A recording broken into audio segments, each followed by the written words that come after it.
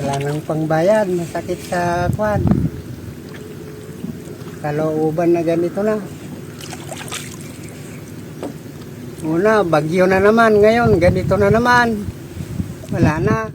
Napaupo na lang sa fish pen habang iniisip ang matinding lugi ang mangingisdang ito sa Ramon Isabela nang makitang lumulutang na ang inaalagang isda sa Magat Dam. Laking panghihinayang din ito dahil ang pinangkapital, inutang pa. Walang oxygen. Lumutang yung mga isda namin, oh. Dami, oh. 5,000 laman yan. Noong Lunes, June 22 pa raw nang maranasan ng gataw.